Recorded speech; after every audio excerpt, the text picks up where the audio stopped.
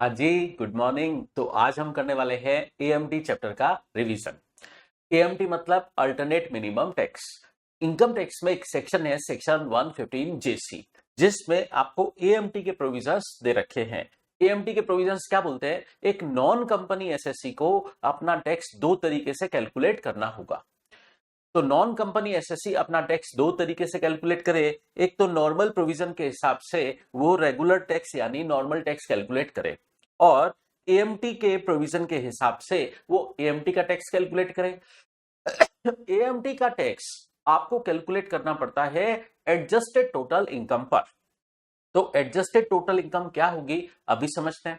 तो दो तरीके से टैक्स कैलकुलेशन होगी नॉन कंपनी एसएससी के केस में, एक तो नॉर्मल टैक्स और एक एएमटी वाला टैक्स। और उस नॉन कंपनी एसएससी को क्या पे करना होगा? दोनों में से जो भी हायर है, नॉर्मल टैक्स और एएमटी वाला टैक्स, दोनों में से जो भी हायर है वो उस नॉन कंपनी एसएससी को पे करना होगा।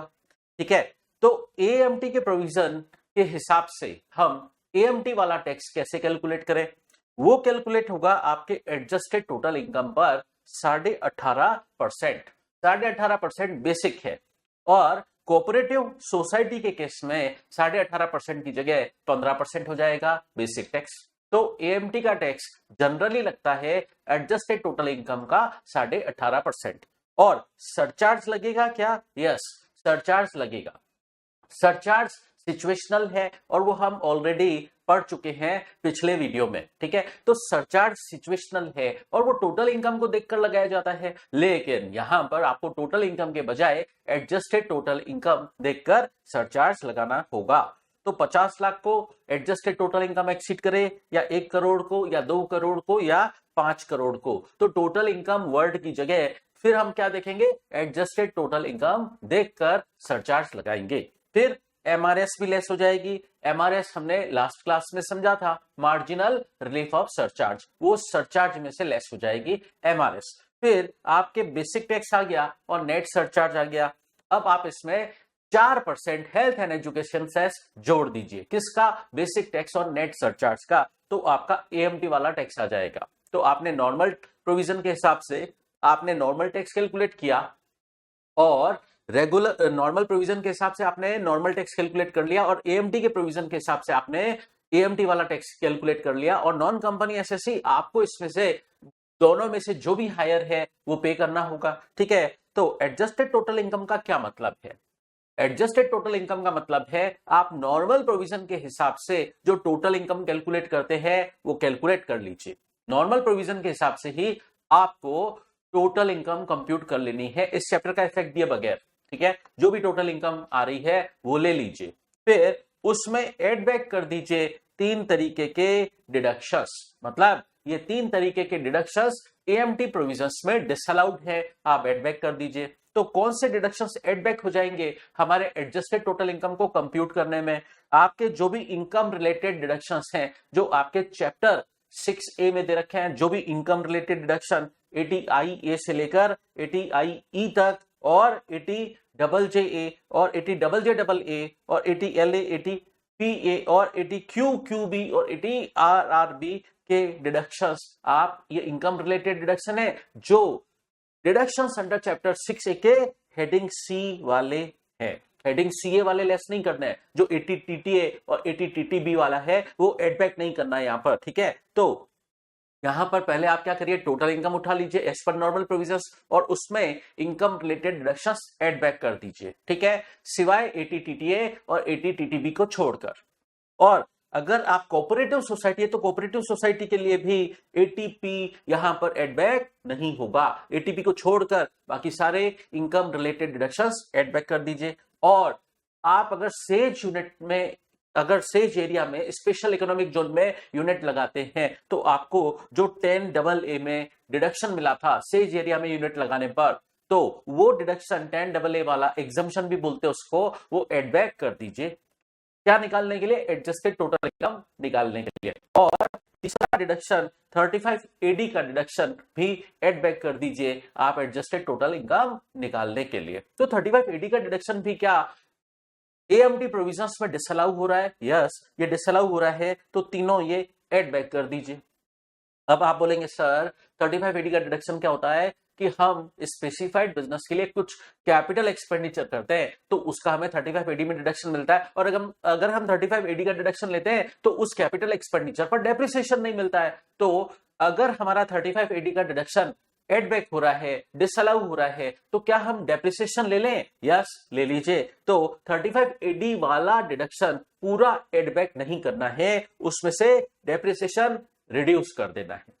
डेप्रिसिएशन रिड्यूस कर देना है, चाहे वो नॉर्मल डेप्रिसिएशन है, चाहे वो एडिशनल डेप्रिसिएशन है। डेप्रिसिएशन रिड्यूस करके जो बैलेंस 3580 का डिडक्शन बचता है वही आपको एड बैक करना है। ठीक है, इसका मतलब इनडायरेक्टली क्या हो गया, 3580 का डिडक्शन आपको डिसअलाउ हो गया, एड बैक हो गया, लेकिन डेप्रिसिएशन अलाउ हो गया। इसका इनडायरेक्ट मीनिंग ये हुआ। लेकिन अगर आप एक बात समझिए, एक तो इनकम टैक्स में चलती है आपकी रेगुलर टैक्स रेजिम, उसको हम बोलते हैं ओल्ड टैक्स रेजिम। ठीक है, फिर गवर्नमेंट ने कंसेशनल टैक्स रेजिम और बनाई, उसको नाम दिया डिफॉल्ट टैक्स रेजिम। ठीक है, तो अगर आप डिफॉल्ट टैक्स रेजिम फॉलो कर रहे हैं तो आप पर एएमटी के प्रोविजंस नहीं लगेंगे। दोबारा सुनिए मैंने क्या बोला, अगर आप डिफॉल्ट टैक्स रेजिम में हो तो आप पर एएमटी के प्रोविजंस नहीं लगेंगे। फिर क्योंकि एएमटी के प्रोविजंस जो हैं वो रेगुलर टैक्स रेजिम वालों पे लगते हैं। रेगुलर टैक्स रेजिम में ही दो बातें हैं, नॉर्मल प्रोविजन के हिसाब से टैक्स कैलकुलेट करें और एएमटी के प्रोविजन के हिसाब से टैक्स कैलकुलेशन करें। ये दोनों बातें रेगुलर टैक्स रेजिम में ही चल रही है। ठीक है, तो डिफॉल्ट टैक्स रेजिम फॉलो करने वालों पर एएमटी के प्रोविजंस नहीं लगते हैं। फिर अब एक और बात समझते हैं क्या एएमटी के प्रोविजन सब पे लगते हैं? तो सेक्शन 115J क्या बोलता है कि एएमटी के प्रोविजन किस पे लगेंगे? जो नॉन कंपनी एसएससी है, नॉन कंपनी एसएससी है उस पर एएमटी के प्रोविजन लगेंगे, और जिसने इनकम रिलेटेड डिडक्शन क्लेम किया है, चैप्टर 6A का इनकम रिलेटेड डिडक्शन क्लेम किया है, या 10AA का डिडक्शन या एग्जम्पशन क्लेम किया है, सेज वाला, स्पेशल इकोनॉमिक जोन वाला, या 35AD वाला डिडक्शन क्लेम किया है, तो नॉन कंपनी एसएससी है, उसने इनकम रिलेटेड डिडक्शन क्लेम किया है, या 10AA का डिडक्शन क्लेम किया है, या 35AD का डिडक्शन क्लेम किया है, तो ही आप पर एएमटी के प्रोविजंस लगेंगे। ठीक है, तो मैं मेरा सोचूं कि मुझ पे लगेंगे क्या एएमटी के प्रोविजंस? नहीं लगेंगे, कारण मैंने इनकम रिलेटेड डिडक्शन कोई क्लेम नहीं किया, मैंने 10AA का डिडक्शन क्लेम नहीं किया, मैंने 35AD का भी कोई डिडक्शन क्लेम नहीं किया है, तो मुझ पर एएमटी के प्रोविजंस लगेंगे ही नहीं। ठीक है, उन्हीं लोगों पर लगेंगे एएमटी के प्रोविजंस जिन्होंने इनकम रिलेटेड डिडक्शन क्लेम किया हो, 35AD का डिडक्शन क्लेम किया हो, या 10AA का डिडक्शन क्लेम किया हो, उन्हीं नॉन कंपनी एसएससीज पर एएमटी के प्रोविजंस लगेंगे। अच्छा, एक बात और ध्यान रखना, अगर एसएससी इंडिविजुअल है, एचयूएफ है, एओपी, बीओआई, एजेपी है, आर्टिफिशियल जुरिडिकल पर्सन है, तो एएमटी के प्रोविजंस उन पर नहीं लगेंगे अगर उनकी एडजस्टेड टोटल इनकम 20 लाख से ज्यादा नहीं है। एएमटी के प्रोविजंस नहीं लगेंगे अगर उनकी एडजस्टेड टोटल इनकम 20 लाख से ज्यादा नहीं है। तो कब लगेंगे? इंडिविजुअल एचयूएफ वगैरह पर एएमटी के प्रोविजंस कब लगेंगे? अगर उनकी एडजस्टेड टोटल इनकम 20 लाख से ज्यादा हुई तो उन पर एएमटी के प्रोविजंस लगेंगे। ठीक है, फिर यहां पर कानून आपको क्या बोल रहा है, इनकम टैक्स लॉ आपको क्या बोल रहा है, आप दो तरीके से टैक्स निकालो, एक तो अपना नॉर्मल टैक्स जिसको हम बोलते हैं रेगुलर टैक्स, और एक निकालो आप एएमटी के प्रोविजंस के हिसाब से टैक्स। ठीक है, एएमटी के हिसाब से पहले आपने एडजस्टेड टोटल इनकम निकाली, एडजस्टेड टोटल इनकम पर आपने टैक्स रेट 18.5% के हिसाब से बेसिक टैक्स निकाला, उसमें सरचार्ज जोड़ा और हेल्थ एंड एजुकेशन सेस जोड़ दिया। ठीक है, तो आपका एएमटी वाला टैक्स आ गया, नॉर्मल टैक्स सामने है, एएमटी वाला टैक्स सामने है, पे क्या करना है? जो भी हायर है। अब मान लीजिए एएमटी प्रोविजन की वजह से आपका एएमटी वाला टैक्स ज्यादा है, वो आपको पे करना पड़ा, तो एएमटी प्रोविजंस की वजह से अगर आपको ज्यादा भरना पड़ा टैक्स तो आपको डिफरेंस की क्रेडिट मिल जाएगी। ठीक है, सपोज आपका नॉर्मल टैक्स 3 लाख ही है और आपका एएमटी वाला टैक्स बन रहा है 5 लाख, तो आपको 5 लाख पे करना पड़ेगा, तो डिफरेंस अमाउंट की आपको मतलब 2 लाख की टैक्स क्रेडिट मिल जाएगी। ये कहलाती है एएमटी की क्रेडिट। तो एएमटी की क्रेडिट मिलेगी आपको सेक्शन 115JD में। तो एएमटी प्रोविजन की वजह से आपको अगर ज्यादा भरना पड़ा टैक्स तो डिफरेंस की आपको एएमटी की क्रेडिट मिल जाएगी। ठीक है, एएमटी की क्रेडिट ये 15 साल तक आप कैरी फॉरवर्ड कर सकते हो, 15 साल तक कैरी फॉरवर्ड कर सकते हो और इसको यूटिलाइज कर सकते हो। ठीक है। तो जिस जिस ईयर में एएमटी की क्रेडिट अराइज हुई, रिस्पेक्टिव ईयर से 15 साल तक आप वो एएमटी की क्रेडिट कैरी फॉरवर्ड कर सकते हो। उसके बाद भी अगर क्रेडिट पड़ी है तो लैप्स हो जाएगी, लेकिन 15 साल तक ही आप उसको कैरी फॉरवर्ड कर सकते हो और यूटिलाइज कर सकते हो। यूटिलाइज कैसे करोगे? जब भी आपका नॉर्मल टैक्स ज्यादा हो एएमटी के टैक्स से ज्यादा। जब भी आपका जिस ईयर में नॉर्मल टैक्स ज्यादा बने और एएमटी का टैक्स कम बने, उस ईयर में आप ये क्रेडिट यूटिलाइज कर सकते हो। तो दो बातें, एएमटी की क्रेडिट अराइज कब होगी? जब आपका एएमटी वाला टैक्स ज्यादा हो, ठीक है, तब तो अराइज होगी, अराइज डिफरेंस से होगी, ठीक है। और यूटिलाइज कब होगी? जिस ईयर में आपका नॉर्मल टैक्स ज्यादा है, उस ईयर में आप ये क्रेडिट यूटिलाइज कर सकते हो। लेकिन जब यूटिलाइज करने की बारी आएगी तो भी डिफरेंस जितना ही यूटिलाइज कर पाओगे, ठीक है। फॉर एग्जाम्पल आपका नॉर्मल टैक्स है 10 लाख, ज्यादा ही है, ठीक है। अब आपका एएमटी वाला टैक्स बना 9 लाख, तो विच एवर इज हायर पे करना है 10 लाख, 10 लाख पे करना है, तो नॉर्मल टैक्स ज्यादा है 10 लाख, 10 लाख पे करना है। लेकिन नॉर्मल टैक्स पे करते वक्त आप एएमटी की क्रेडिट यूज कर सकते हैं। अब आप सोचेंगे कि एएमटी की क्रेडिट मेरे पास 2 लाख पड़ी है, तो मैं 2 लाख यूज कर लूं और 8 लाख पे करूं, ठीक है। लेकिन एएमटी की क्रेडिट यूटिलाइज भी डिफरेंस जितनी ही होगी। अभी डिफरेंस दोनों में कितना है? 1 लाख। तो आप 1 लाख जितनी ही क्रेडिट यूज कर पाएंगे, भले ही आपके पास 2 लाख क्रेडिट पड़ी है, ठीक है। तो 10 लाख पे करना है, अब डिफरेंस जितनी ही क्रेडिट यूज कर पाएंगे 1 लाख, और आपको 9 लाख पे करना पड़ेगा, ठीक है। चलिए, तो एएमटी की क्रेडिट मैंने बोला कितने साल तक कैरी फॉरवर्ड होती है? 15 साल तक कैरी फॉरवर्ड होती है रेस्पेक्टिव ईयर से। हर साल क्रेडिट अराइज होती रही, हर साल 15 साल रिस्पेक्टिव ईयर से 15 साल कैरी फॉरवर्ड होती रहेगी। अगर उसके बाद भी क्रेडिट बची पड़ी है तो लैप्स हो जाएगी, ठीक है। चलिए, फिर अब एक बात और समझते हैं। फॉर एग्जाम्पल एसएससी के पास एएमटी की क्रेडिट पड़ी है, एएमटी की क्रेडिट उसके पास पड़ी है, लेकिन सबसेक्वेंट ईयर में उस पर एएमटी की प्रोविजंस लग ही नहीं रहे, तो क्या वो रेगुलर टैक्स नॉर्मल टैक्स पे कराने के लिए अपनी एएमटी की क्रेडिट यूज कर सकता है? यस, कर सकता है, ठीक है। तो सब्सिक्वेंट ईयर में भले ही उस पर एएमटी के प्रोविजंस एप्लीकेबल नहीं है, लेकिन उसके पास एएमटी की क्रेडिट पड़ी है, तो वो अपना रेगुलर टैक्स पे कराने के लिए एएमटी की क्रेडिट यूज कर सकता है। अब एक बात और समझते हैं। मान लीजिए एसएससी के पास पिछले साल की एएमटी की क्रेडिट पड़ी है और वो अभी करंट ईयर में डिफॉल्ट टैक्स रेजिम फॉलो करते हैं। डिफॉल्ट टैक्स रेजिम वालों पर तो एएमटी के प्रोविजंस एप्लीकेबल नहीं होते हैं। तो सिचुएशन ये है कि पिछले साल एसएससी रेगुलर टैक्स रेजिम में था, तो उस पर एएमटी के प्रोविजंस लग रहे थे और उसके पास एएमटी की क्रेडिट पड़ी है। अब इस साल करंट ईयर में वो डिफॉल्ट टैक्स रेजिम फॉलो कर रहा है, तो क्या उसकी एएमटी की क्रेडिट जीरो हो जाएगी? यस, उसकी एएमटी की क्रेडिट जीरो हो जाएगी, ठीक है। तो इसके साथ अपना खत्म हुआ, कंप्लीट हुआ एएमटी चैप्टर। चलिए, अब हम पढ़ते हैं डिफॉल्ट टैक्स रेजिम, जो सेक्शन 115BAC में दे रखी है और एप्लीकेबल होती है इंडिविजुअल, एचयूएफ, एओपी, बीओआई और एजेपी यानी आर्टिफिशियल जुरिडिकल पर्सन पर। ये लोग चाहे रेजिडेंट इन इंडिया हो चाहे नॉन रेजिडेंट हो, तब भी सेक्शन 115BAC एप्लीकेबल होगी। ये default tax regime by default in assessees पर एप्लीकेबल होगी। गवर्नमेंट का कहना है सेक्शन 115BAC में ये जो डिफॉल्ट टैक्स रेजिम है इसको हम मैंडेटरी कर रहे हैं, मतलब बाय डिफॉल्ट इन एसएससीज पर डिफॉल्ट टैक्स रेजिम ही लगेगी। लेकिन पिछले लेक्चर्स में हम रेगुलर टैक्स रेजिम की बात कर चुके हैं। अगर individual, HUF, AOP, BOI, AJP वगैरह रेगुलर टैक्स रेजिम ऑप्ट करना चाहते हैं तो उनका ये अपना ऑप्शन एक्सरसाइज करना होगा इनकम टैक्स का रिटर्न फाइल करने की ड्यू डेट तक। वो बात हम सेक्शन 115BAC के सबसेक्शन 6 में पढ़ेंगे। तो ये सेक्शन में गवर्नमेंट क्या कह रही है? एसएससी आप अपनी टैक्स लायबिलिटी दो तरीके से कंप्यूट कर लो। बाय डिफॉल्ट टैक्स रेजिम में आपका टैक्स स्ट्रक्चर रेट अलग है, उसके हिसाब से आप अपनी टोटल टैक्स कंप्यूट कर लो। और रेगुलर टैक्स रेजिम जो नॉर्मल प्रोविजंस में एप्लीकेबल होती है, दोनों के हिसाब से टैक्स कंप्यूट कर लो। मतलब डिफॉल्ट टैक्स रेजिम में टैक्स कंप्यूट कर लो और रेगुलर टैक्स रेजिम में टैक्स कंप्यूट कर लो। और एसएससी जहां पर आपका टैक्स कम बन रहा है उस ऑप्शन में आप जा सकते हो, ठीक है। बाय डिफॉल्ट तो एसएससी पर डिफॉल्ट टैक्स रेजिम ही लगेगी, लेकिन एसएससी चाहे तो आईटीआर फाइलिंग की ड्यू डेट तक उसके पास ऑप्शन रहता है कि वो रेगुलर टैक्स रेजिम ऑप्ट कर सकता है। लेकिन रेगुलर टैक्स रेजिम में जाने का मौका उसके पास तभी है जब एसएससी आईटीआर फाइलिंग की ड्यू डेट तक अपना रेगुलर टैक्स रेजिम में जाने का ऑप्शन एक्सरसाइज करें।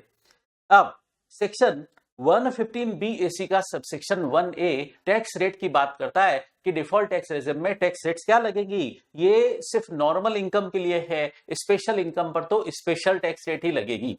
चलिए, तो नॉर्मल इनकम पर ये जो नॉर्मल टैक्स रेट लगनी है डिफॉल्ट टैक्स रेजिम में, वो क्या लगेगी उसकी बात करते हैं। अगर एसएससी की टोटल इनकम 3 लाख रुपए तक है तो नील टैक्स लगेगा, जीरो टैक्स लगेगा। ठीक है, ये जो बेसिक इनकम एग्जम्पशन लिमिट है डिफॉल्ट टैक्स रेजिम में 3 लाख है।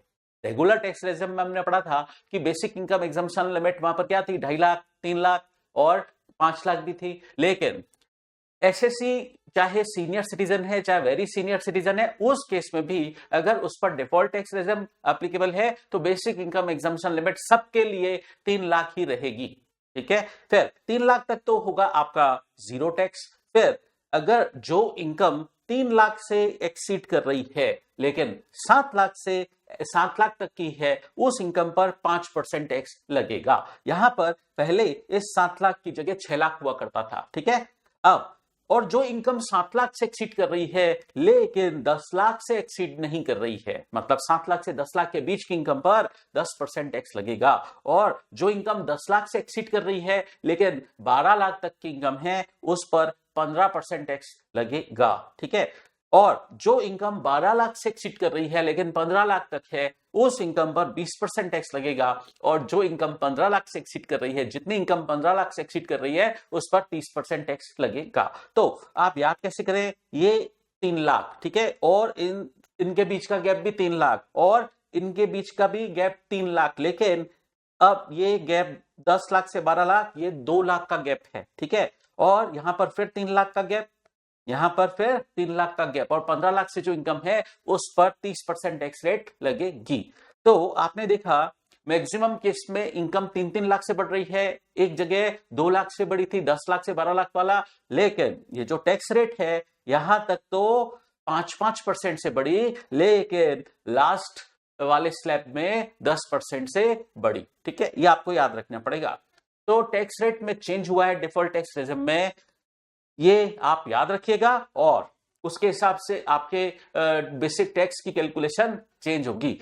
अब जो टैक्स रिबेट सेक्शन 87A में मिलती है वो डिफॉल्ट टैक्स रेजिम में मिलेगी या नहीं? यस, मिलेगी। लेकिन रेगुलर टैक्स रेजिम में हमने बात की थी कि 87A की रिबेट तभी मिलती है जब आपकी टोटल इनकम 5 लाख रुपए तक हो। लेकिन डिफॉल्ट टैक्स रेजिम में थोड़ा सा चेंज है। क्या?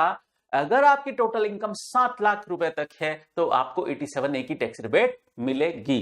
तो बट बेसिक प्रोविजन वही है, ये 87A की टैक्स रिबेट रेजिडेंट इंडिविजुअल को ही मिलती है, अदर एसएससीज को नहीं मिलती। और अगर वो डिफॉल्ट टैक्स रेजिम के हिसाब से टैक्स पेमेंट कर रहा है तो ही ये 7 लाख तक उसको टैक्स रिबेट मिलेगी।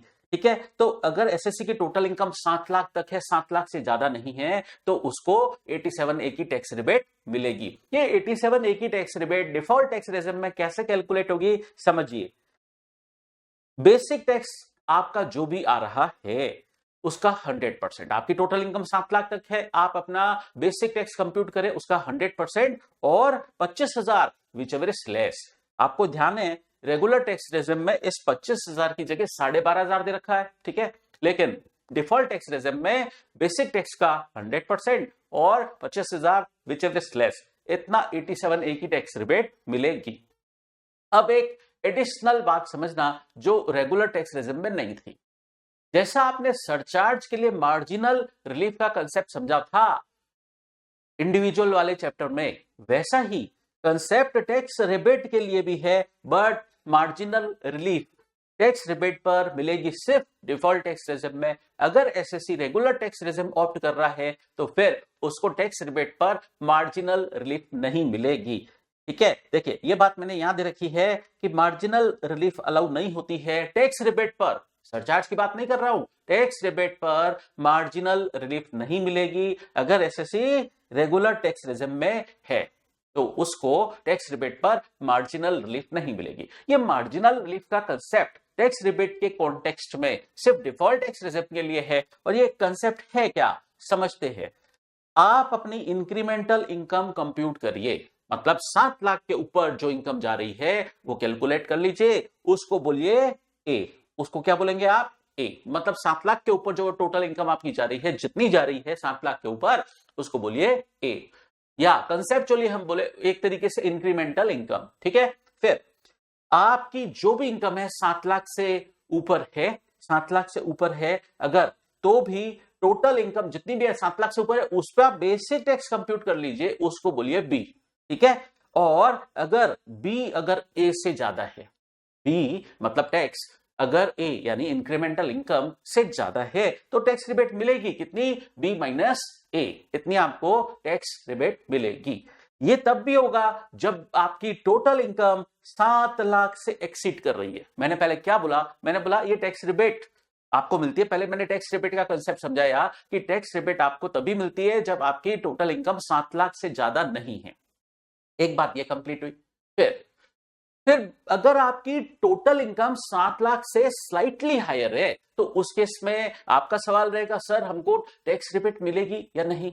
तो फर्स्ट इंस्टांस में मैं बोलूं नहीं मिलेगी, लेकिन गवर्नमेंट ने यहां पर एसएससी के लिए बेनिफिशियल प्रोविजन किया है कि अगर टोटल इनकम 7 लाख से स्लाइटली हायर हुई है तो भी एसएससी टैक्स रिबेट क्लेम कर सकता है। ठीक है, तो टैक्स रिबेट के अंदर गवर्नमेंट ने इस तरीके से मार्जिनल रिलीफ का प्रोविजन डाल दिया है, जिसकी वजह से टोटल इनकम 7 लाख से स्लाइटली हायर भी है तो भी टैक्स रिबेट थोड़ा सा मिल जाएगी। ठीक है, कैलकुलेशन कैसे होगी? मैंने बोला पहले आप ए कैलकुलेट करो। ए कैलकुलेट करो मतलब 7 लाख के ऊपर कितनी इनकम गई वो आपका ए कहलाएगा। फिर 7 लाख से ज्यादा ही है आपकी इनकम, उस पर आप बेसिक टैक्स कैलकुलेट करो। इस टैक्स रेट्स के हिसाब से बेसिक टैक्स कैलकुलेट कर लो, उसको बोलो बी। अगर बी यानी बेसिक टैक्स ज्यादा है उस इंक्रीमेंटल इनकम से तो बी माइनस ए उतनी आपको टैक्स रिबेट मिल जाएगी, भले ही आपकी टोटल इनकम 7 लाख से एक्सीड कर रही है। ठीक है, तो इस तरीके से गवर्नमेंट ने ये कंसेप्ट निकाला।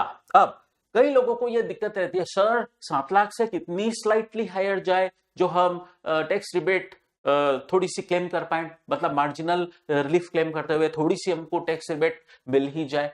7 लाख से स्लाइटली हायर कितनी इनकम जाए? तो यहां पर कैलकुलेशन के हिसाब से आपकी टोटल इनकम 7 लाख से ज्यादा है, लेकिन 7,22,220 तक है तो आपको ये मार्जिनल रिलीफ मिलेगी टैक्स रिबेट पर। ठीक है, और ये रेंज मैंने निकाली है अगर आपके पास सिर्फ नॉर्मल इनकम है तो, सिर्फ नॉर्मल इनकम है तो। अगर स्पेशल इनकम है तो फिर ये वाली बात वैलिड नहीं रहेगी।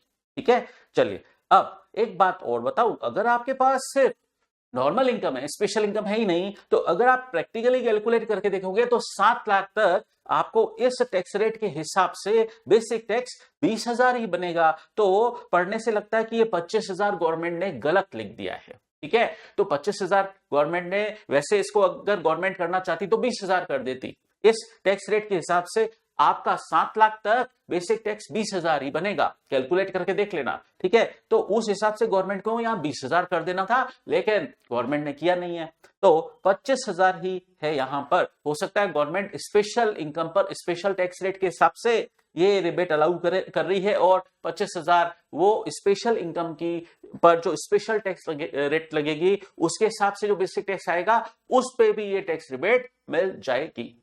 ठीक है, तो अब एक और बात समझते हैं, ये जो हमने कहा कि ये जो टैक्स स्ट्रक्चर है ये सिर्फ नॉर्मल इनकम के लिए है, स्पेशल इनकम के लिए तो स्पेशल टैक्स रेट ही लगेगी। जैसे सेक्शन 111A वाला शॉर्ट टर्म कैपिटल गेन या सेक्शन 112 या 112A वाला लॉन्ग टर्म कैपिटल गेन, उस पर तो स्पेशल टैक्स रेट ही लगेगी। ठीक है, इसके अलावा अगर एसएससी के पास एग्रीकल्चरल इनकम है तो पार्शियल इंटीग्रेशन की स्कीम भी सेम मैनर में एप्लीकेबल होगी जो हमने एग्रीकल्चरल इनकम चैप्टर में बात की थी।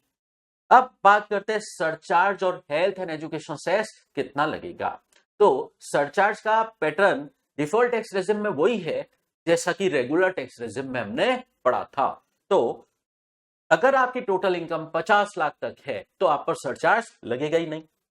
अगर आपकी टोटल इनकम 50 लाख से ज्यादा है लेकिन 1 करोड़ से ज्यादा नहीं है तो आप पे 10% सरचार्ज लगेगा। और अगर आपकी टोटल इनकम 1 करोड़ से ज्यादा लेकिन 2 करोड़ से ज्यादा नहीं है तो आप पर सरचार्ज 15% लगेगा। लेकिन अगर आपकी टोटल इनकम 2 करोड़ से ज्यादा है लेकिन 5 करोड़ से ज्यादा नहीं है तो वो 5 करोड़ वाली बात यहां पर इग्नोर की गई है और आप पर टोटल इनकम 2 करोड़ से एक्सीड हो रही है, तो उस सिचुएशन में आप पर 25% ही सरचार्ज लगेगा। 33% वाला सरचार्ज डिफॉल्ट टैक्स रेजिम से हटा दिया गया। ठीक है, तो ये समझना कि डिफॉल्ट टैक्स रेजिम में एनहांस सरचार्ज 25% वाला ही लगेगा, 37% वाला नहीं लगेगा। और आपका क्राइटेरिया क्या रहेगा? टोटल इनकम 2 लाख से एक्सीड होते ही, फिर कितनी भी हो, टोटल इनकम 2 लाख से एक्सीड कर गई है, फिर कितनी भी हो, आप पर एनहांस्ड सरचार्ज 25% वाला ही लगेगा, 37% वाला नहीं लगेगा। ठीक है, और एक बात तो वो यहां जो रेगुलर टैक्स रेजिम में थी ना, वो डिफॉल्ट टैक्स रेजिम में भी है। स्पेसिफाइड इनकम के बेसिक टैक्स पर एनहांस्ड सरचार्ज नहीं लगेगा, ज्यादा से ज्यादा 15% ही लगेगा। एनहांस सरचार्ज की एप्लीकेबिलिटी स्पेसिफाइड इनकम के टैक्स पर नहीं है। तो स्पेसिफाइड इनकम कौन कौन सी है? सेक्शन 111A वाला एसटीसीजी, एलटीसीजी सेक्शन 112A वाला और डिविडेंड इनकम, इसको शॉर्ट में आप बोल दो स्पेसिफाइड इनकम। स्पेसिफाइड इनकम के बेसिक टैक्स पर सरचार्ज एनहांस्ड वाला नहीं लगेगा, उन पर ज्यादा से ज्यादा सरचार्ज कितना लगेगा? 15%। ये बात रेगुलर टैक्स रेजिम में भी थी और डिफॉल्ट टैक्स रेजिम में भी थी। बस डिफॉल्ट टैक्स रेजिम में एक ही चेंज आया, आप पर 37% वाला एनहांस सरचार्ज नहीं लगेगा। फिर सरचार्ज लग गया आप पर, सरचार्ज कितना लगा? एज एप्लीकेबल, जितना अभी हमने डिस्कस किया।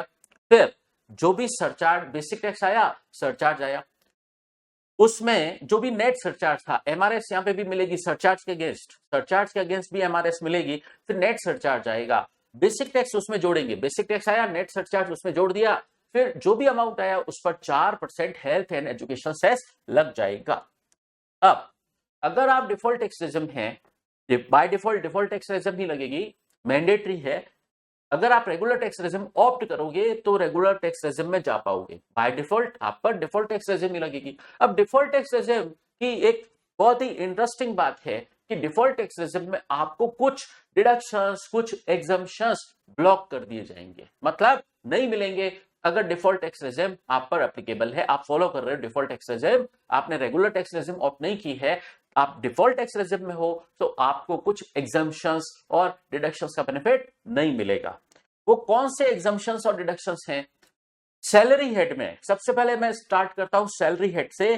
सैलरी हेड से रिलेटेड बातें आपकी यहां तक है, ठीक है, मार्किंग कर देना, पास में लिख देना, सैलरी हेड से रिलेटेड बातें चल रही है।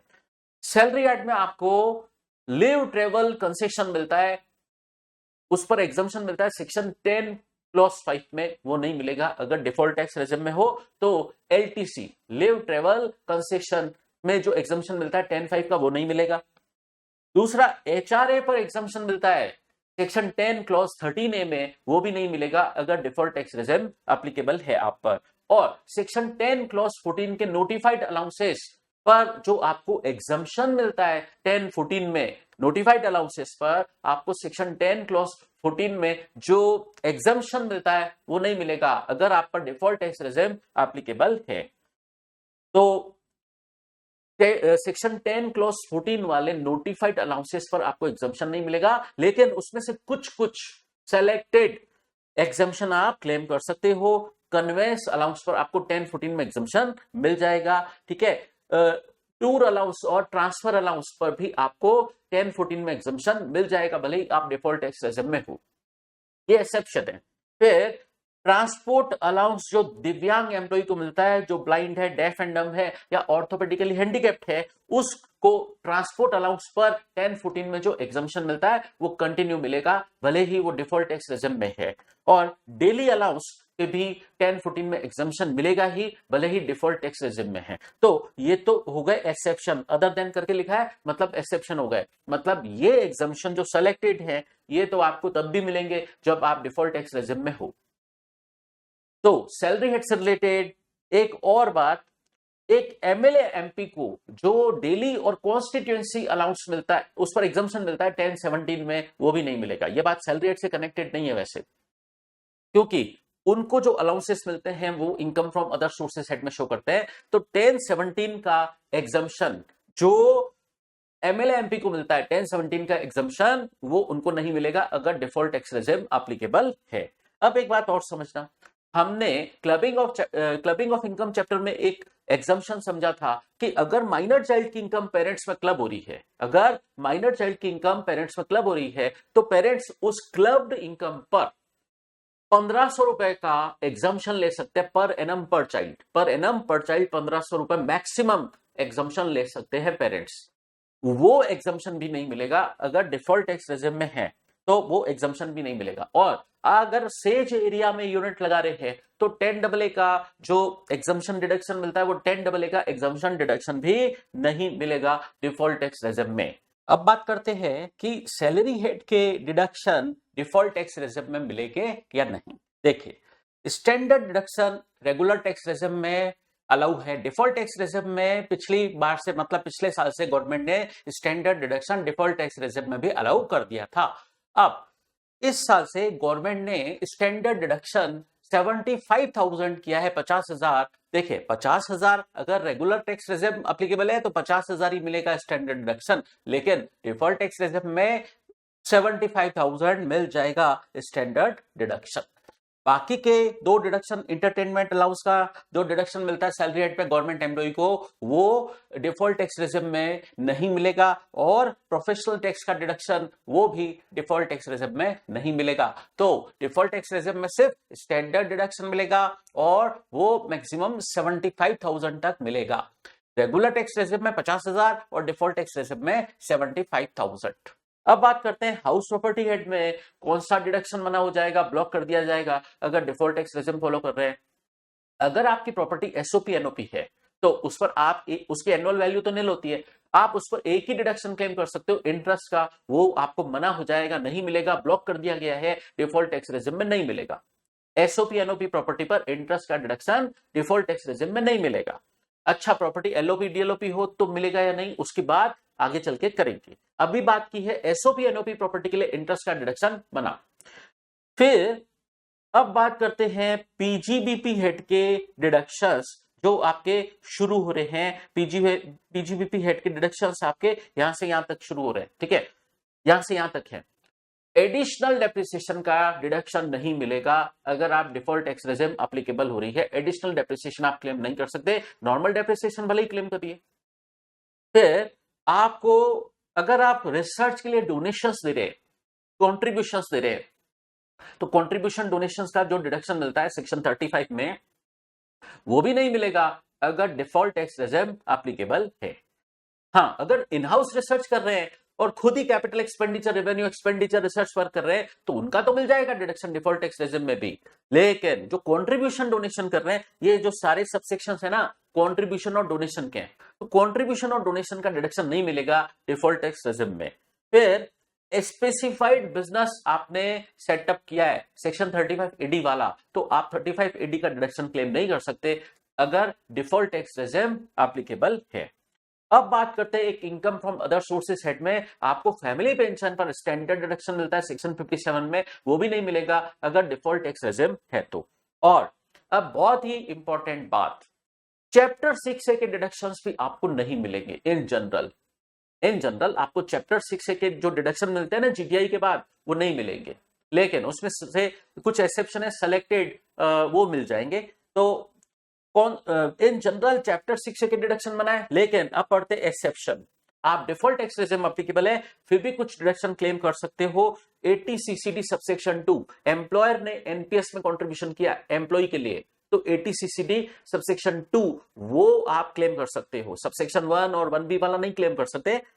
फिर 80 सीसीएच सबसेक्शन 2 अग्निवीर फंड में सेंट्रल गवर्नमेंट एम्प्लॉयर है, वो कंट्रीब्यूशन कर रही है अपने एम्प्लॉय के लिए, उसका डिडक्शन मिल जाएगा, सबसेक्शन 2 वाला ही मिलेगा, सबसेक्शन 1 वाला नहीं मिलेगा। और 80JJAA एम्प्लॉयमेंट जनरेशन का डिडक्शन डिफॉल्ट टैक्स रेजिम में भी मिलेगा। इन तीन के अलावा बाकी सारे डिडक्शन डिफॉल्ट टैक्स रेजिम में आप क्लेम नहीं कर सकते। जैसे 80C 80D वगैरह वो जो डिडक्शन है ना, वो आप डिफॉल्ट टैक्स रेजिम में क्लेम ही नहीं कर सकते, ठीक है।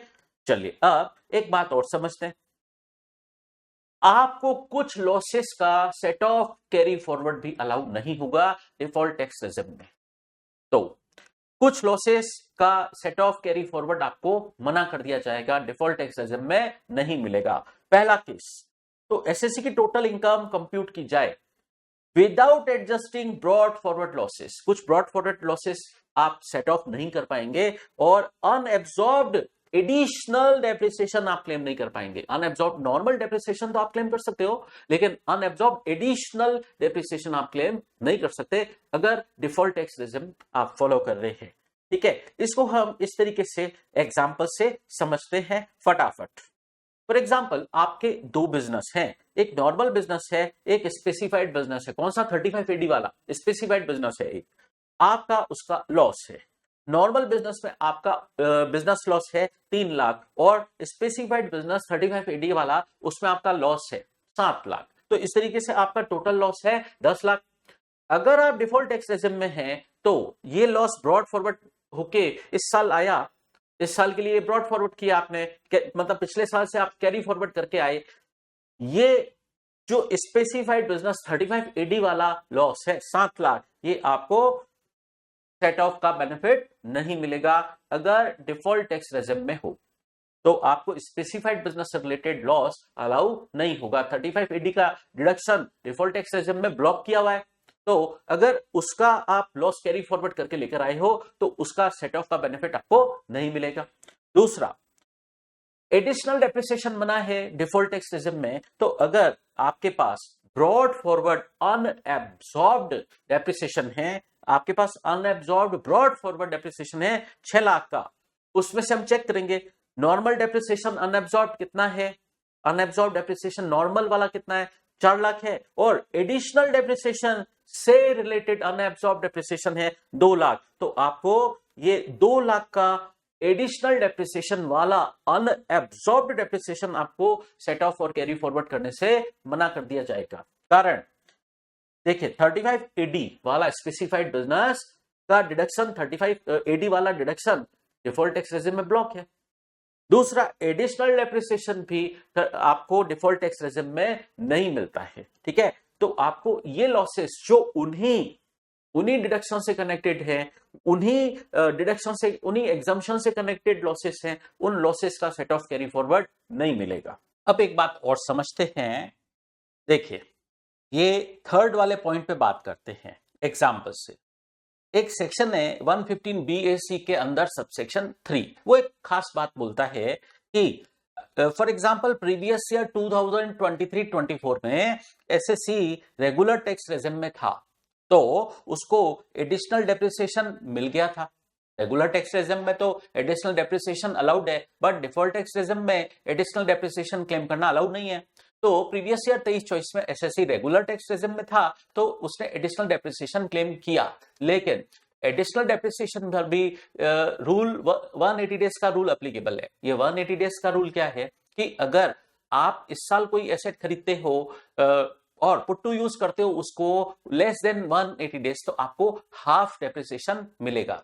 वैसे एडिशनल डेप्रिसिएशन 20% की रेट से मिलता है, लेकिन अगर आपने asset put to use less than 180 days की इन एक्विजिशन ईयर, तो आपको 10% ही मिल पाया। और आप एडिशनल डेप्रिसिएशन ले रहे हो 10%, ये रेगुलर टैक्स रेजिम में ले रहे हो प्रीवियस ईयर 23-24 में। लेकिन अब कहानी सुनिए, प्रीवियस ईयर 24-25 में आप डिफॉल्ट टैक्स रेजिम एप्लीकेबल हो गई। आप पर प्रीवियस ईयर 24-25 में आप पर डिफॉल्ट टैक्स रेजिम एप्लीकेबल है, तो आप एडिशनल डेप्रिसिएशन क्लेम नहीं कर पाएंगे। एडिशनल डेप्रिसिएशन में एक कंसेप्ट था कि वैसे एडिशनल डेप्रिसिएशन 20% की रेट से अलाउ होता है, लेकिन अगर 180 डेज के रूल की वजह से आप हाफ डेप्रिसिएशन क्लेम कर पाए, 20% का हाफ 10%। वो एसेट एक्विजिशन ईयर में, इस साल में एक्विजिशन ईयर था और put to use less than 180 days हुई, तो आपने हाफ क्लेम किया, 20% का हाफ 10% क्लेम किया, तो बैलेंस वाला 10% आप इमीडिएटली सक्सीडिंग ईयर में क्लेम कर सकते हो। ठीक है, ये प्रोविजन था एडिशनल डेप्रिसिएशन में। अब सुनिए, इस साल आपने less than 180 days put to use की और रेगुलर टैक्स रेजिम में थे, तो आपको 10% एडिशनल डेप्रिसिएशन अलाउ हो गया था। लेकिन इस साल 24-25 में आप डिफॉल्ट टैक्स रेजिम से गवर्न हो रहे हो, और डिफॉल्ट टैक्स रेजिम में तो एडिशनल डेप्रिसिएशन क्लेम करना अलाउ नहीं है, तो बैलेंस का 10% आप इस ईयर में क्लेम नहीं कर पाएंगे। तो अब गवर्नमेंट ने एक बेनिफिशियल प्रोविजन दिया कि चूंकि इस सिचुएशन में आपको प्रीवियस ईयर 24-25 में बैलेंस 10% डेप्रिसिएशन आप क्लेम नहीं कर पाओगे, तो इसको जो आप क्लेम नहीं कर पा रहे हो बैलेंस का 10%, वो आप ऐड कर दीजिएगा। इसमें ऐड कर दीजिएगा आपकी 1 अप्रैल 2024, मतलब 24-25 की ओपनिंग डेट, 1 अप्रैल 2024 के दिन आपकी उस रेलेवेंट ब्लॉक की जो ओपनिंग डेप्रिशिएटेड वैल्यू है उसमें वो बैलेंस का 10% एडिशनल डेप्रिसिएशन ऐड कर दीजिएगा, ताकि आपकी ओपनिंग डेप्रिशिएटेड वैल्यू बढ़ जाए और आप इस बढ़ी हुई ओपनिंग डेप्रिशिएटेड वैल्यू पर नॉर्मल डेप्रिसिएशन तो क्लेम कर पाओ। समझे बात? अब आगे बढ़ते हैं। एक खास बात और, मैंने बोला अगर आपकी प्रॉपर्टी एसओपी एनओपी है तो आपको इंटरेस्ट का डिडक्शन नहीं मिलेगा अगर डिफॉल्ट टैक्स रेजिम से गवर्न हो रहे हो। ठीक है, इसका मतलब एसओपी एनओपी प्रॉपर्टी पर तो लॉस आएगा नहीं अगर डिफॉल्ट टैक्स रेजिम है तो। अब एक और बात सुनिए, अगर आपकी प्रॉपर्टी एलओपी है, लेट आउट प्रॉपर्टी है, या DLOP deem to be let out property है, उस केस में आपके पास उस प्रॉपर्टी के रेस्पेक्ट में लॉस आ रहा है। तो सुनिए ध्यान से, अगर आप डिफॉल्ट टैक्स रेजिम से गवर्न हो रहे हो तो आपको इस एलओपी डीएलओपी प्रॉपर्टी का लॉस न तो आप करंट ईयर की अदर इनकम से सेट ऑफ कर पाओगे, न ही इस लॉस को कैरी फॉरवर्ड कर पाओगे अगर आप डिफॉल्ट टैक्स रेजिम से गवर्न हो रहे हो।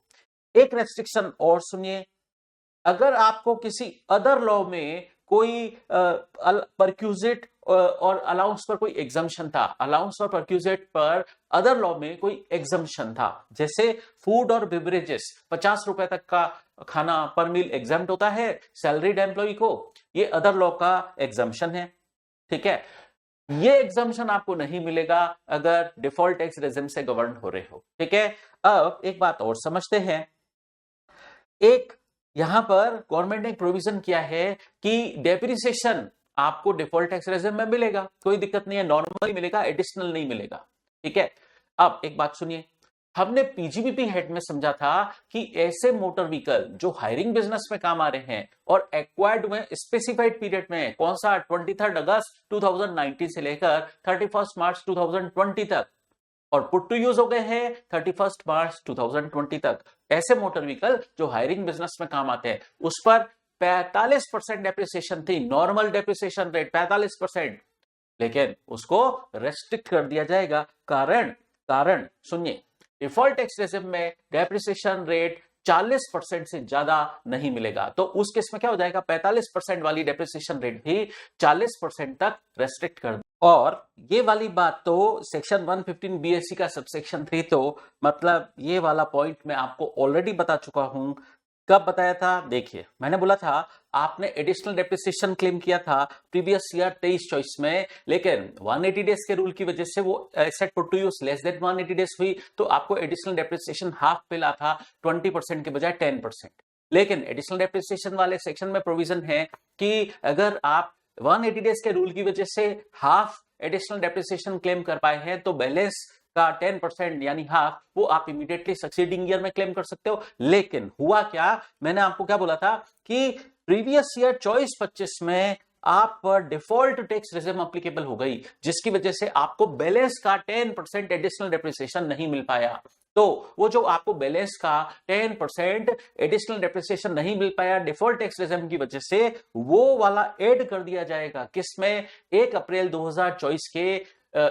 2024 के दिन की ओपनिंग डेप्रिशिएटेड वैल्यू जो उस रेलेवेंट ब्लॉक की है उसमें वो बैलेंस का 10% एडिशनल डेप्रिसिएशन ऐड कर दिया जाएगा। इससे आपकी ओपनिंग डेप्रिशिएटेड वैल्यू बढ़ जाएगी और आप इस बढ़ी हुई ओपनिंग डेप्रिशिएटेड वैल्यू पर नॉर्मल डेप्रिसिएशन तो क्लेम कर पाओगे, एडिशनल तो मना है। ठीक है, ये बात यहां मैंने शॉर्ट फॉर्म में दे रखी। देखिए, मैंने क्या बोला कि 1 अप्रैल 2024 के दिन की आपकी डब्ल्यूडीवी को इंक्रीज कर दिया जाएगा। आपका जो अनएब्सॉर्ब्ड एडिशनल डेप्रिसिएशन है जो आपको सेट ऑफ करने के लिए नहीं मिला था, जो बैलेंस का 10% था वो आपको सेट ऑफ के लिए नहीं मिला था, तो आप उसको 1 अप्रैल 2024 के दिन की ओपनिंग डेप्रिशिएटेड वैल्यू में ऐड कर सकते हैं। इसके बाद एक और प्रोविजन समझते हैं, अगर आप डिफॉल्ट टैक्स रेजिम में हो तो आप पर एएमटी अल्टरनेट मिनिमम टैक्स वाले प्रोविजंस भी नहीं लगेंगे, क्योंकि एएमटी के प्रोविजंस रेगुलर टैक्स रेजिम का पार्ट हैं, डिफॉल्ट टैक्स रेजिम का पार्ट नहीं है। ठीक है, तो फॉर एग्जांपल आपके पास आपने प्रीवियस ईयर 23-24 में आप पर रेगुलर टैक्स रेजिम थी, तो आपके पास एएमटी की क्रेडिट थी, एएमटी की क्रेडिट थी आपकी प्रीवियस ईयर 23-24 में। लेकिन प्रीवियस ईयर 24-25 में आपने डिफॉल्ट टैक्स रेजिम आप पर एप्लीकेबल हो गई, तो आपके पास ये जो एएमटी की क्रेडिट है वो लैप्स हो जाएगी। आप इसको इस ईयर में कैरी फॉरवर्ड करके नहीं ला पाओगे। प्रीवियस ईयर 24-25 में आप उसको कैरी फॉरवर्ड करके नहीं लेकर आ पाओगे, सेट ऑफ का बेनिफिट नहीं मिलेगा, आपकी ये एएमटी की क्रेडिट लैप्स हो जाएगी। कारण डिफॉल्ट टैक्स रेजिम में एप्लीकेबल होती है तो एएमटी के प्रोविजन एप्लीकेबल नहीं होते हैं। इसका मतलब आपका 115 BAC डिफॉल्ट टैक्स रेजिम में जो भी टैक्स बन रहा है उस टैक्स के अगेंस्ट आप एएमटी की क्रेडिट यूज नहीं कर सकते हैं। अब एक बात और समझते हैं। हमने बोला bye default default tax regime लगती है, लेकिन अगर एसएससी चाहे तो रेगुलर टैक्स रेजिम ऑप्ट कर सकता है। कारण रेगुलर टैक्स रेजिम अब ऑप्शनल हो गई है, तो वो ऑप्ट कब तक करनी है, रेगुलर टैक्स रेजिम में जाना है अगर तो वो ऑप्ट कब तक करनी है। इसमें गवर्नमेंट ने 2 क्लासिफिकेशन दिए। जिन लोगों के पीजीबीपी इनकम नहीं है उनके लिए सिस्टम अलग चलता है, और जिनके पीजीबीपी इनकम है उनके लिए सिस्टम अलग है। तो पहले बात करते हैं जिन लोगों के पीजीबीपी इनकम नहीं है, वो एवरी ईयर उनके लिए खुला खाता है। वो एवरी ईयर वो सोचे कि वो रेगुलर टैक्स रेजिम ऑप्ट करें या ना करें। नहीं करेंगे तो बाय डिफॉल्ट उस पर डिफॉल्ट टैक्स रेजिम लगेगी। रेगुलर टैक्स रेजिम ऑप्ट करें या ना करें वो आईटीआर फाइलिंग की ड्यू डेट तक ऑप्ट कर सकते हैं। अगर ऑप्ट कर लेंगे तो उनको रेगुलर टैक्स रेजिम एप्लीकेबल हो जाएगी, नहीं तो bye default default tax regime में हर साल वो सिलेक्शन कर सकते हैं, बट ये उनको आईटीआर फाइलिंग की ड्यू डेट तक रेगुलर टैक्स रेजिम ऑप्ट करनी होगी अगर करना चाहते हैं तो। लेकिन पीजीबीपी इनकम वालों की दास्तान अलग है। पीजीबीपी इनकम वालों ने अगर रेगुलर टैक्स रेजिम ऑप्ट नहीं की है तो उन पर by default default tax regime ही लगेगी। लेकिन अगर उन्होंने रेगुलर टैक्स रेजिम एक बार ऑप्ट कर ली, एक साल में ऑप्ट कर ली रेगुलर टैक्स रेजिम, ध्यान से सुनना, इस साल उन्होंने रेगुलर टैक्स रेजिम ऑप्ट कर ली तो सब्सिक्वेंट ईयर्स में भी उन पर रेगुलर टैक्स रेजिम भी लगेगी। ध्यान से सुनो मैंने क्या बोला। इस साल अगर उन्होंने रेगुलर टैक्स रेजिम ऑप्ट की तो सब्सिक्वेंट ईयर्स में भी उन पर रेगुलर टैक्स रेजिम भी लगेगी। ठीक है, तो इस बात को मैंने इजी फॉर्म में यहां लिखा है। देखो, अगर उन्होंने इस साल करंट ईयर में रेगुलर टैक्स रेजिम ऑप्ट की है तो सब्सिक्वेंट ईयर में भी उन पर रेगुलर टैक्स रेजिम एप्लीकेबल होगी। तो सब्सिक्वेंट ईयर में भी रेगुलर टैक्स रेजिम उनके साथ बंद जाएगी हमेशा हमेशा के लिए। लेकिन वो चाहे तो वो इससे बाहर निकल सकते हैं। बाहर निकलने का ऑप्शन एक बार ही है। ठीक है, बाहर निकलने का ऑप्शन मतलब रेगुलर टैक्स रेजिम में गए थे, गवर्नमेंट तो चाहती है अब रेगुलर टैक्स रेजिम में ही वो बने रहे, लेकिन वो इससे बाहर निकल सकते हैं। अगर वो रेगुलर टैक्स रेजिम से बाहर निकलते हैं तो फिर दोबारा कभी रेगुलर टैक्स रेजिम ऑप्ट नहीं कर पाएंगे। ठीक है, ये रेस्ट्रिक्शन गवर्नमेंट ने सिर्फ पीजीबीपी इनकम वालों पर ही लगाया है। अब कोई बोले कि पहले पीजीबीपी इनकम कभी होती थी लेकिन अब नहीं है मेरे पीजीबीपी इनकम, तो आप पर ये रेस्ट्रिक्शन हट जाएगा और लिबर्टी दोबारा से मिल जाएगी कि सब्सिक्वेंट ईयर में पीजीबीपी इनकम है ही नहीं, तो फिर पीजीबीपी इनकम ही नहीं है। रेस्ट्रिक्शन तो पीजीबीपी इनकम वालों के लिए था ना, तो अब पीजीबीपी इनकम ही नहीं रही तो ये रेस्ट्रिक्शन भी नहीं रहेगा। फिर आपके लिए फिर खुला खाता हो जाएगा कि मैं रेगुलर टैक्स रेजिम ऑप्ट करूं या डिफॉल्ट टैक्स रेजिम, जो भी बेनिफिशियल है वो आप सेलेक्ट कर सकते हो। लेकिन रेगुलर टैक्स रेजिम ऑप्ट करने का मौका सिर्फ आईटीआर फाइलिंग की ड्यू डेट तक ही है। आपको इस ऑप्शन में एक्सरसाइज करना, अपना ये ऑप्शन एक्सरसाइज करना होगा कि रेगुलर टैक्स रेजिम ऑप्ट करूं। ये बात सेक्शन 115 BAC के सबसेक्शन 6 में बोली गई है कि रेगुलर टैक्स रेजिम ऑप्शनल है। ऑप्ट कब तक करनी होगी? आईटीआर फाइलिंग की ड्यू डेट तक। तो ये हमने कंप्लीट किया डिफॉल्ट टैक्स रेजिम।